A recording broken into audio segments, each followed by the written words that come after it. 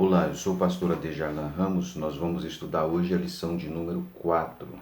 A lição de número 4, ela trata sobre Paulo, a vocação para ser apóstolo.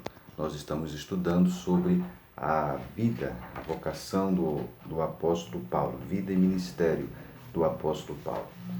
Bem, na lição de hoje especificamente, vamos abordar sobre a vocação do apóstolo Paulo, que ele teve diretamente do Senhor. Esse texto, Atos 9 e também em Gálatas no capítulo 1. Esta lição tem como objetivo geral revelar que Deus vocaciona atualmente os crentes para a sua obra e como objetivo específico salientar o ponto de partida para a vocação de Paulo, enfatizar que a vocação de Paulo foi efetivada pelo Cristo ressurreto e relacionar a vocação de Paulo com o aprendizado no deserto. Bem, primeiramente o comentarista ele comenta sobre o ponto de partida para a vocação de Paulo. Em Gálatas, no capítulo 1 e no versículo de número 15, o apóstolo Paulo ele diz especificamente, capítulo 1, versículo 15, Paulo diz: "Quanto aprove a Deus que desde o ventre da minha mãe me separou e me chamou pela sua graça." Estabelece então uma relação entre a chamada e a presciência divina. A vocação de Paulo, ou o chamado de Paulo, foi baseado então na presciência de Deus, o fato de Deus saber as coisas antes de acontecer. Isso deixa claro aí no Gálatas 1 e o versículo de número 15. Paulo, ele passou por uma transformação muito grande e essa transformação que ocorreu na vida de Paulo mudou radicalmente a sua visão. Nós já estudamos numa aula anterior. Foi uma conversão, foi um novo nascimento e Jesus não apenas o salvou, Jesus não apenas o regenerou, que já é uma grande obra, mas também o vocacionou para ser um apóstolo. Ele falou claramente em Atos 9, 15 e 16 para Ananias: "Vai, porque este é para mim um vaso escolhido." Atos 9, 15 e 16.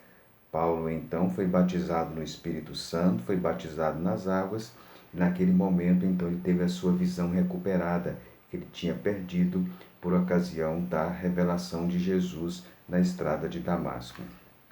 Então, a vocação e a presciência divina. O ministério do apóstolo Paulo foi marcado também na plenitude do Espírito Santo. Nós observamos isso na segunda parte, então, do comentário, né? Foi a ação do Espírito Santo no ministério do apóstolo Paulo. Ele exerceu o ministério na plenitude do Espírito Santo. Você pode observar isso dos relatos do seu ministério no livro de Atos, também nas epístolas. Foi marcado por pregação poderosa, por curas, por sinais, por prodígios e maravilhas. Nós entendemos que estes sinais, essas maravilhas, continuam em vigência nos dias atuais. É a crença, então, nossa pentecostal. Então, foi um ministério marcado pelo poder do Espírito Santo, com sinais, com maravilhas e também com prodígios. A atuação do Espírito Santo de forma intensa e miraculosa no ministério de Paulo, que não se restringiu ao período apostólico, que continua em vigência também nos dias atuais, nos dias em que nós vivemos. Bem, outra coisa que o comentarista chama a atenção é que Deus mudou, aliás, ele coloca em forma de pergunta, né? Deus mudou o nome de Saulo para Paulo. Deus mudou o nome de algumas pessoas na Bíblia, como Abraão, por exemplo, Jacó. Jesus alterou o nome de Simão para Pedro, mas não há esse relato dessa mudança em relação a Paulo. É que o nome Saulo, né, é o nome dele no hebraico, de origem hebraica, de origem judaica, e o outro Paulo é a forma aportuguesada de Paulus em latim, isso devido à sua cidadania romana. Então, de fato, não houve, né, no sentido estrito do termo, uma mudança de nome. Na realidade, ele tinha então, era utilizado o nome de origem judaica, e depois da sua conversão passou a ser utilizado o nome de origem latina, de forma mais latinizada devido à sua cidadania romana e o latim ser falado então no Império Romano. Na segunda parte do comentário, o comentarista comenta sobre uma vocação efetivada pelo Cristo ressurreto. O apóstolo Paulo, ele teve um encontro glorioso com Jesus, né? Isso é relatado em Atos no capítulo 9. Ele viu Jesus ressurreto em seu estado glorioso. E ele, inclusive, utiliza essa visão que ele teve do Cristo ressurreto em Atos no capítulo 9, em alguns momentos das suas epístolas, quando ele vai fazer a defesa do seu apostolado, como elemento fundamental que fundamentava então o seu apostolado, né? Bem, primeiramente, antes de nós comentarmos acerca disso, vamos falar um pouquinho sobre a questão do apostolado, né? De onde é que vem o termo apóstolo? A palavra apóstolo, ela quer dizer ao pé da letra, enviado. A origem do termo vem do mundo grego, né? A palavra apóstolos na língua grega quer dizer enviado. Esse é o sentido básico, então, do termo na língua grega. As pessoas que eram enviadas, por exemplo, em uma expedição marítima, né, no mundo antigo, uma expedição de natureza militar, eles então eram chamados de apóstolos, né? Poderia ser uma missão militar, poderia ser uma expedição naval, essas pessoas então eram chamadas de apóstolos. Nesse sentido que o termo aparece então originalmente, né, no período então da Grécia antiga. Era então um emissário, uma pessoa então que era enviada com uma missão específica. Esse termo passou a ser utilizado por Jesus. Os filósofos, por exemplo, né, também trataram desse termo, os estoicos, os cínicos. Eles acreditavam que eles eram enviados pelos deuses, por Zeus, por exemplo, por algumas divindades, né? Então, alguns filósofos, especialmente os estoicos e os cínicos, eles utilizavam o termo apóstolo no sentido de eles se verem como enviado então dos deuses. Foi este termo então que foi utilizado pelo Senhor Jesus para se referir então aos enviados de Deus, né? Então, o conceito de apóstolo no mundo judaico, ele vem da antiguidade, né? Em que no Antigo Testamento, por exemplo, os profetas, eles eram enviados de Deus, né? Então, uma pessoa que era autorizada por Deus, que tinha uma representação autorizada então de Deus, especialmente os profetas, eles eram então enviados de Deus. Também os reis, né? Os reis também no antigo Israel, às vezes enviavam súditos como seus representantes legais. Então, nesse sentido, era apóstolo. A Septuaginta, quando foi traduzir, então, esses termos enviou, enviar ou enviado, ela traduziu, então, como o termo relacionado a apóstolo, né? Então, a palavra passou a ser utilizada, então, por Jesus nesse sentido. Isso já no mundo judaico. Jesus, então, utiliza o termo em relação aos seus enviados. Jesus escolheu inicialmente os 12 apóstolos e os envia, né, para pregar as boas novas de salvação. Nesse sentido, então, os apóstolos seriam uma espécie de sucessores, então, dos profetas do Antigo Testamento.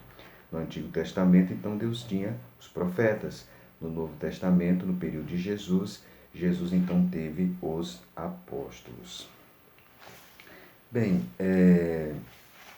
nesse sentido, Jesus também é chamado lá na Epístola aos Hebreus de apóstolo da nossa confissão. Em Hebreus 3, o versículo 1. Ele é apóstolo no sentido dele ter sido enviado por Deus. Então, o conceito de apóstolo no Novo Testamento, ele tem a sua origem em Jesus. Jesus, então, utilizou o termo apóstolo, que já era utilizado na Grécia Antiga. Jesus utilizou de forma específica para se referir aos seus discípulos. Discípulos estes que ele deu determinações antes e depois da sua morte também ressurreição. Os 12 apóstolos, eles tiveram uma característica bem singular ao longo do Novo Testamento. Jesus escolheu os 12 apóstolos. Por que Jesus escolheu 12? Parece que o termo 12, né, ele certamente deve ter alguma relação do fato das 12 tribos de Israel. O número 12, ele é destacado no período da constituição de Israel no Antigo Testamento. Então é como se fosse provavelmente uma espécie de novo Israel. Assim como o antigo Israel tinha 12 tribos, o novo Israel que seria formado, ele então teria esses 12 apóstolos. Talvez essa seja a origem então do termo.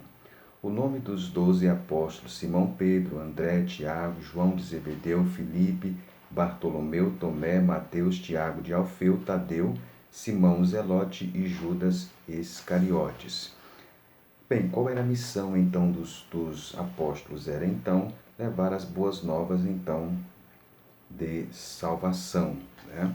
Que começou a ser anunciada por Jesus e prosseguiu também com os seus apóstolos. Seus apóstolos lhe ajudaram e depois Jesus ampliou, né? Comissionando mais 70, mas esse 12 foi o grupo então original. Os 70 eram discípulos e os 12 então eram apóstolos, né? Eles então testificavam acerca das boas novas de salvação. Eles foram também as testemunhas da ressurreição. Eles lançaram os fundamentos da igreja. A gente vê isso em Efésios 2, o versículo 20. Esses fundamentos da igreja incluiu, logicamente, os escritos do Novo Testamento, os escritos apostólicos, e também eles realizaram sinais e prodígios como marcas também do seu apostolado. Inclusive, algumas pessoas que eles impunham as mãos, eles recebiam o Espírito Santo. A liderança também da igreja em Jerusalém esteve relacionada aos apóstolos. Bem, o apóstolo Paulo especificamente, ele foi talvez eu creio, né, o apóstolo então que mais influenciou a igreja cristã. As cartas do apóstolo Paulo praticamente representam quase a metade dos livros do Novo Testamento. O livro de Atos dos Apóstolos, ele registra a conversão, a chamada, as atividades, os trabalhos de Paulo, os sofrimentos de Paulo, então, pelo Evangelho. A gente vê isso muito no livro de Atos dos Apóstolos.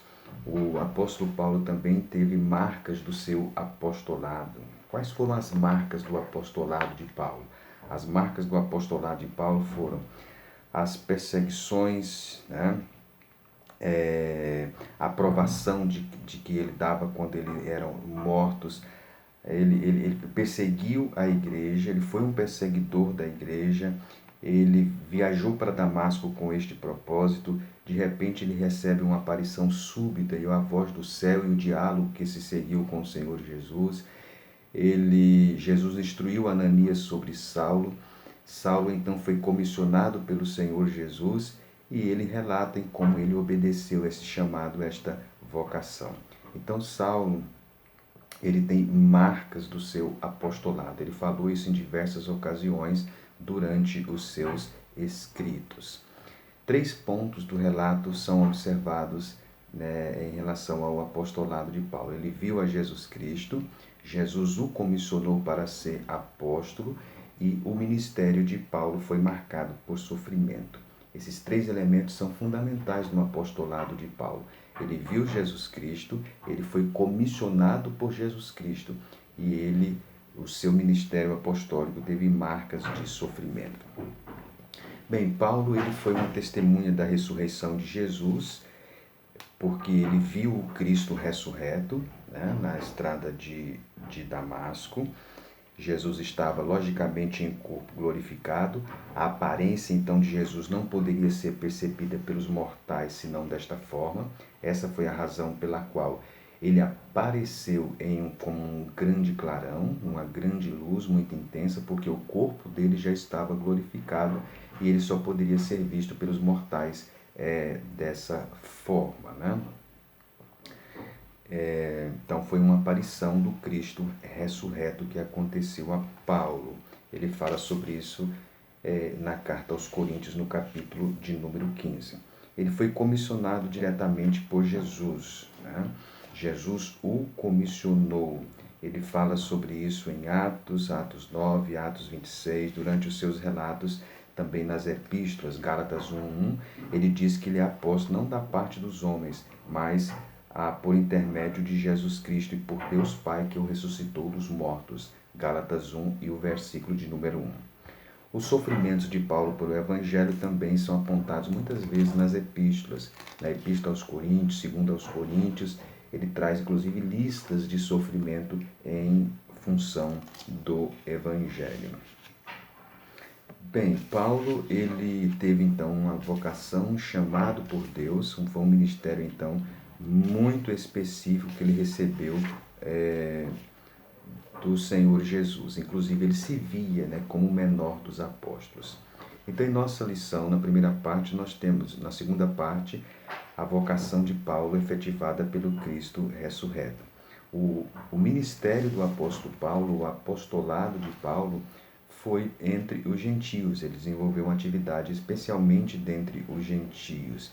Ele deixa isso muito claro durante os seus escritos, embora em alguns momentos ele pregou logicamente também a judeus nas sinagogas, mas ele teve um ministério direcionado de forma muito grande aos gentios, né? Bem, um outro ponto que é abordado na lição, na terceira parte, é a vocação de Paulo e o aprendizado no deserto. Em Gálatas, no capítulo de número 1, Gálatas no capítulo 1, versículo 17, o apóstolo Paulo fala sobre o momento em que ele esteve na Arábia. Foi um momento de aprendizado, né? A região desértica da Arábia. O apóstolo Paulo esteve ali no deserto da Arábia. E esse momento foi um momento de aprendizagem para o apóstolo Paulo. O comentarista ele destaca isso. Então você pode observar que a preparação de Paulo para ser apóstolo incluiu uma preparação austera, silenciosa, de reflexão. Então, quando Paulo se converteu, teve um encontro de fato com Jesus, ele não foi logo pregando o evangelho. Ele foi para uma região desértica da Arábia, ali ficou então cerca de 3 anos, e ali certamente ele ele teve que reavaliar toda a sua vida. A conversão de Saulo foi algo dramático, foi uma conversão muito dramática. Ele conhecia profundamente o Antigo Testamento, mas certamente nesses 3 anos ele teve então que reavaliar toda a sua vida, ele teve que certamente aprofundar na sua comunhão com Deus, né, no direcionamento da sua vida, nos textos do Antigo Testamento, certamente também na prática da oração. E provavelmente eu creio que foi neste momento que algumas das revelações ele recebeu ali. Nós temos revelações profundas nas epístolas, como a epístola aos Efésios, por exemplo, a questão da vocação dos gentios, do plano de Deus em relação à igreja. Então certamente algumas visões gloriosas do apóstolo Paulo aconteceu ali. Na segunda carta aos Coríntios ele fala que ele esteve no 3º céu. Não sabemos, pode ser nesse período aí. O que sabemos que o deserto então foi um momento de muito aprendizado, ali naquela região da Arábia, de forma silenciosa, reflexiva. O apóstolo Paulo então redirecionou toda a sua vida e o seu ministério. O comentarista da lição, ele faz um comentário, uma aplicação sobre as lições do deserto. O deserto pode trazer lições muito grandes para nós, né? Nós aprendemos então no deserto. Paulo ali, o comentarista diz que ele foi despido de toda filosofia, toda religiosidade legalista do judaísmo, ele aprendeu a simplicidade, enfim, o deserto então esmaga o poder, né, e a fraqueza do homem, e ele passa então a depender totalmente de Deus. Você pode observar aqui, e ao longo também das Escrituras, que as pessoas que foram vocacionadas por Deus, elas tiveram um momento de preparação. Aqui nós podemos então, e você professor, pode comentar um pouco sobre isso, a questão da vocação. A palavra vocação vem do latim, vocare, quer dizer voz que chama. É necessário ter uma vocação para Claro, logicamente, eu estou me referindo a uma vocação específica, para um exercício específico do ministério. E Paulo teve esta vocação. Ao longo da Bíblia nós observamos isto. Pessoas, inclusive desde o Antigo Testamento, que relatam suas experiências vocacionais. A vocação é algo diretamente dada por Deus. Deus é soberano na vocação, Ele escolhe quem Ele quer, da forma que Ele quer, no momento que Ele quer. E Deus, quando escolhe, Ele capacita, Ele investe de autoridade. Era assim no Antigo Testamento. E a pessoa tem uma experiência de vocação. Olha a experiência vocacional de Jeremias, de Isaías, de Moisés. Todos estes homens tiveram uma experiência vocacional. Aqueles que têm um chamado, uma vocação, eles têm uma experiência vocacional. Essa experiência é muito íntima, é muito particular. O apóstolo Paulo, por exemplo, só falou da sua experiência muito particular que ele teve com Deus em um momento quando estavam questionando a sua autoridade apostólica. Ele fez isso na segunda carta aos Coríntios. Então, há uma vocação. Isso é um elemento fundamental. A vocação tem peso na vida de uma pessoa. Mas devemos atentar não somente à questão da vocação. Deus pode vocacionar uma pessoa, mas há um tempo de preparação. Há muitas pessoas, às vezes, que têm e sentem uma vocação, mas não querem se preparar. O apóstolo Paulo se preparou ali no deserto, né? Foi um momento de aprendizagem. Então, entre a vocação e o exercício dessa vocação, pode haver e certamente há um momento, então, de preparação. No caso de Paulo, foi o deserto. Você pode se preparar e não há nenhum problema em uma escola, por exemplo, teológica. Nós tínhamos a escola de profetas no Antigo Testamento, né? Então, nós devemos atentar para isso. Lembrando que há chamados específicos. Aqui nós estamos tratando da vocação geral que é dada a todos os crentes, vocações específicas que Deus vocaciona. Foi o caso, então, do apóstolo Paulo. Então, as lições do deserto. Muitas vezes nós passamos, então, por desertos nesta vida que servem, então, de experiências para nós. Logicamente, essa experiência, ela é, às vezes, única. Aquela experiência que eu tive e que você teve não serve para outra pessoa. Nós não podemos generalizar as experiências. Elas são particulares, elas são íntimas e elas são pessoais. Bem, qual a lição, então, que nós aprendemos? O comentarista, concluindo, ele diz: Deus não mudou o seu método de vocacionar e chamar quem Ele quer. Deus pode utilizar experiências dolorosas na vocação de uma pessoa. É o deserto da vida. Nós precisamos, então, estar atentos, aguçados à nossa sensibilidade, para nós, então, identificarmos o chamado de Deus em nossas vidas. Eu costumo dizer que algumas pessoas confundem vontade com vocação. O fato de uma pessoa ter vontade não quer dizer necessariamente que ela tenha vocação, especialmente no contexto que nós estamos vivendo. Hoje, muitas vezes, o ministério ele é visto como glamour, né? E isso, então, faz algumas pessoas desejarem o ministério, porque é uma plataforma de visibilidade. E aí eles têm vontade, porque o ministério traz visibilidade. Então são motivados tão somente pelo desejo de visibilidade e de prestígio que o ministério cristão proporciona, especialmente no nosso contexto atual, especialmente o contexto brasileiro. Mas, às vezes, não tem necessariamente vocação. Então são motivados pelo prestígio, pela visibilidade, pelo glamour, mas isso não quer dizer necessariamente vocação. A vocação é um elemento, então, fundamental para o exercício do ministério. Foi fundamental para o apóstolo Paulo. Paulo falou sobre isso muitas vezes durante as suas epístolas. Sempre que a sua autoridade apostólica era questionada, era duvidada, especialmente a segunda carta aos Coríntios, em que ele faz uma defesa do seu apostolado, o apóstolo Paulo, então, ele retratava o caráter do ministério. Como foi que ele exerceu o ministério, os frutos do seu ministério, as marcas do seu ministério, do seu apostolado. Na segunda carta aos Coríntios, a gente vê claramente isto. Ele disse que os Coríntios eram uma carta de recomendação. Ele fala sobre as marcas do seu apostolado, dando listas de sofrimento na segunda carta aos Coríntios. Então, isso nos dá uma nítida visão bíblica do que é o ministério cristão. Então, essa lição de número 4, Paulo, a vocação para ser apóstolo. Concluindo, então, nós podemos afirmar.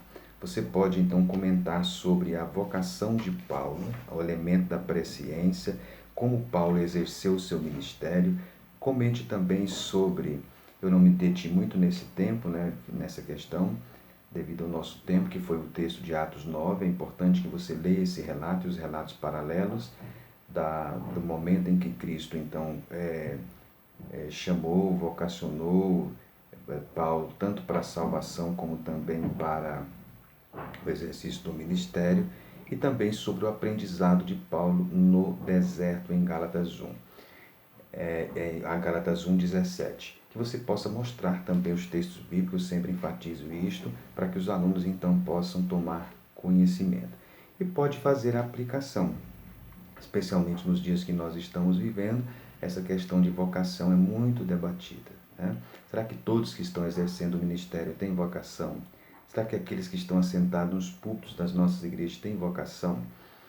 A vocação, ela tem peso. Então, nos dias que nós estamos vivendo, em que o ministério pastoral, o ministério eclesiástico vem sendo banalizado, essa lição pode abrir, então, uma discussão sobre isso, né? A banalização do ministério e a questão da vocação. A vocação para o exercício do ministério. Que Deus, portanto, o abençoe, que você possa ministrar essa aula na unção do Espírito Santo, se atenha aos pontos principais, e que Deus o abençoe.